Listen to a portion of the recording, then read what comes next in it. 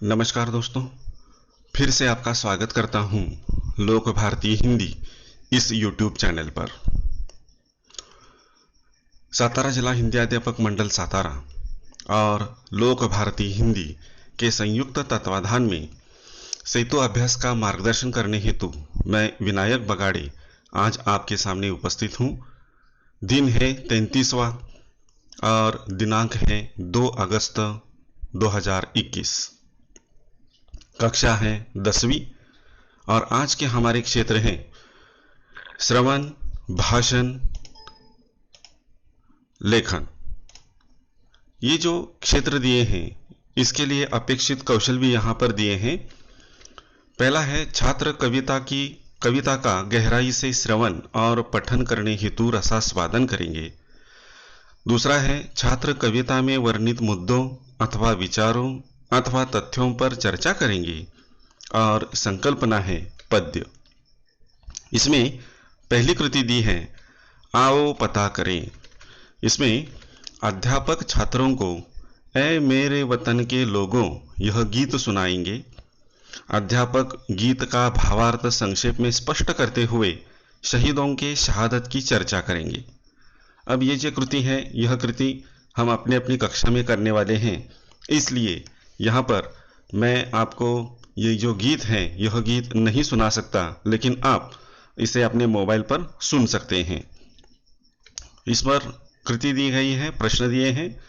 जैसे कि प्रश्न पहला, 1857 के स्वतंत्रता समर में किन योद्धाओं ने जान की बाजी लगाई।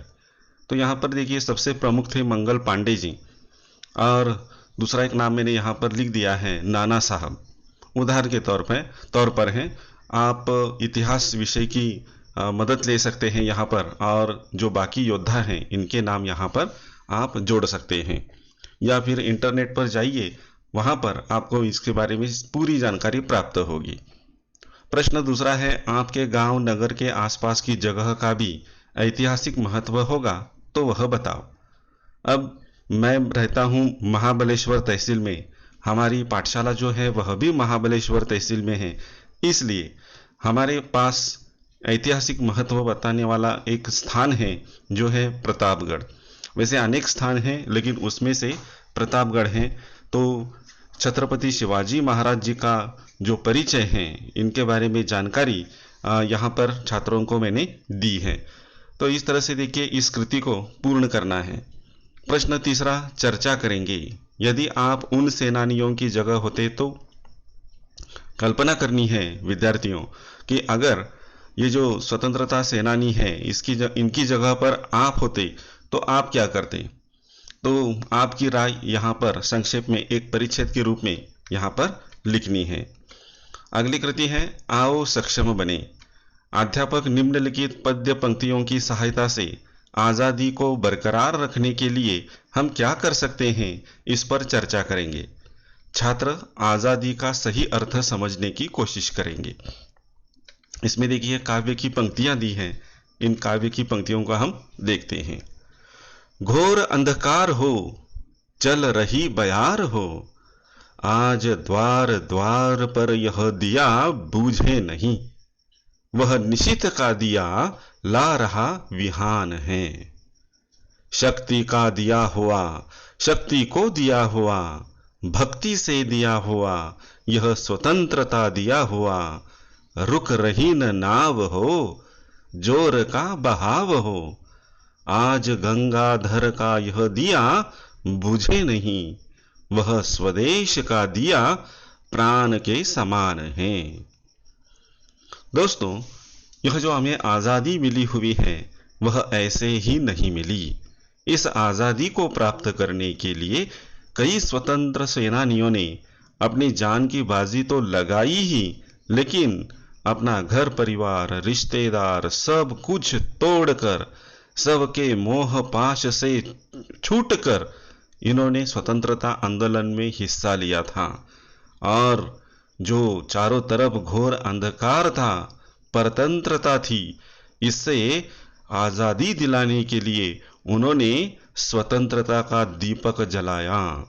इस स्वतंत्रता को दीपक को जलाने के बाद अनेक प्रकार की मुसीबतें आई, कष्ट उठाने पड़े और कहीं पर तो जान की बाजी भी लगानी पड़ी, लेकिन वहां पर हमारे सेनानी पीछे नहीं हटे और उन्होंने अपने प्राणों की आहुति दे दी। और तब कहीं जाकर यह स्वतंत्रता का दीपक जला हुआ है, और यह जला हुआ दीपक वह भक्ति का है, हमारी शक्ति का है। जो नाव अब चल रही है, इस नाव को अब रोकना नहीं है, उसको आगे ही बढ़ाना है और एक नया आकाश, एक नई स्वतंत्रता हमें प्राप्त होने वाली है। ऐसा जो दीपक हमने जलाया है वह दीपक कभी न बुझे। जो स्वतंत्रता मिली है वह बड़ी मुश्किल से मिली है, तो यह स्वतंत्रता दोस्तों आपको मिली हुई है, तो इसका सही रूप में फायदा उठाइए। और ये जो स्वतंत्रता है, इस स्वतंत्रता के दीपक को हमेशा जलाते रहिए, उसे कभी बुझने मत देना। अनेक प्रकार की आपत्तियां क्यों ना आए, अनेक प्रकार की मुसीबतें क्यों ना आए, फिर भी इन विपत्तियों में, इन आपत्तियों में हमें इस स्वतंत्रता के दीपक को कभी बुझने नहीं देना है। इस पर कृतियां दी गई हैं। कृति पहली है, ऐसी परिस्थितियों में भी स्वतंत्रता का दीप बुझना नहीं चाहिए। कौन सी? तो एक अंधेरा होने के बाद भी और तूफान आने के बाद भी स्वतंत्रता का दीप बुझना नहीं चाहिए। यह प्राण के समान है, अपना स्वदेश, अपनी भारत माता। और तीसरा है, कुछ शब्द हिंदी में रस्व छोटी मात्रा में है और मराठी में दीर्घ बड़ी मात्रा में आती हैं। ऐसे कुछ शब्द कविता में आए हैं, उसे ढूंढ कर लिखना है। जैसे दिया, दिया, भक्ति, भक्ति, शक्ति, ये शब्द। अगली कृति है, आओ अभ्यास करें। इसमें अध्यापक निम्नलिखित पद्य पंक्तियों पर चर्चा करेंगे। यह अतीत कल्पना, यह विनीत प्रार्थना, यह पुनीत भावना, यह अनंत साधना। शांति हो अशांति हो, युद्ध संधि क्रांति हो, तीर पर कछार पर यह दिया बुझे नहीं, देश पर समाज पर ज्योति का वितान हो।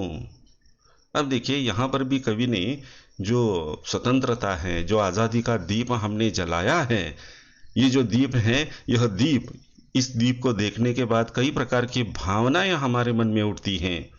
इस दीपक को देखने के बाद पता चलता है कि हमारा अतीत कितना भयानक था। अतीत में झांक कर जब हम देखते हैं तब पता चलता है कि ये परतंत्रता की बेड़ियां किस तरह से हमें काटती थी, किस तरह से हमें परेशान करती थी।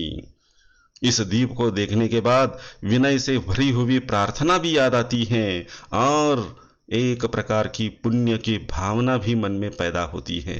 यह दीपक ऐसे ही नहीं जला है, इसके लिए हमने अनंत काल से झगड़ा किया है, लड़ाई की है, और तब कहीं जाकर यह स्वतंत्रता का दीप हमने जलाया है। आज के इस युग में भले ही चारों तरफ शांति हो अशांति हो, युद्ध हो संधि हो या क्रांति हो, हर क्षेत्र में यह स्वतंत्रता का दीपक कभी बुझना नहीं चाहिए। चाहे तीर पर कछार पर यह जो दिया है, जो हमने स्वतंत्रता का जलाया हुआ है, उसे हम कभी बुझने नहीं देंगे। और इस दीपक की ज्योति जो है वह पूरे आसमान में छा जाए, पूरे देश पर, पूरे समाज पर, और इस दीपक को हम बड़ी शान से और गौरव से इसका हम सम्मान कर सके। सम्मान की भावना, देश प्रेम की भावना हमारे हृदय में जागृत हो, वह कभी बूझे नहीं। ऐसी भावना कवि यहाँ पर व्यक्त करते हैं। इस पर जोड़ियां कृतियां दी गई हैं। पहली है, जोड़ियां मिलाइए। इसमें अतीत कल्पना, विनीत प्रार्थना, पुनीत भावना और अनंत साधना। इसके अलावा कृति पूर्ण कीजिए। इन पर ज्योति का वितान है। किस पर? देश पर और समाज पर। प्रश्न दूसरा, विरोधार्थी शब्द लिखिए। शांति के लिए अशांति शब्द आया है इस काव्य पंक्ति में, और युद्ध के लिए विरोधार्थी शब्द है संधि। आओ सृजन करें। इसमें चर्चा करें हमें किसकी आवश्यकता है, शांति या अशांति की। देखिए विषय भी बड़ा गंभीर है कि आज के इस युग में हम क्या चाहते हैं, शांति चाहते हैं या अशांति चाहते हैं। आपके विचार कौन से हैं? तो यह विचार आपको यहाँ पर एक परिच्छेद के रूप में लिखने हैं। संक्षेप में लिखिए, यदि मैं सैनिक होता। कल्पना कीजिए विद्यार्थियों कि आप सैनिक होते तो आप क्या करते। तो इस पर संक्षेप में अपना उत्तर लिखना है और आप लिखेंगे। इसके लिए पूरक साहित्य स्रोत दिया है, अंतर्जाल की मदद से किसी सेनानी के जीवन का प्रेरणादायी प्रसंग पढ़े। इंटरनेट के जरिए किसी स्वतंत्रता सेनानी जो है इनका जीवनदायी जो प्रेरणादायी प्रसंग है उनको पढ़ने के लिए कहा है। तो दोस्तों आज से इस तरह से जो कृतियाँ दी गई हैं इन पर हमने काफ़ी चर्चा की है। तो यहाँ पर हम रुकते हैं। धन्यवाद।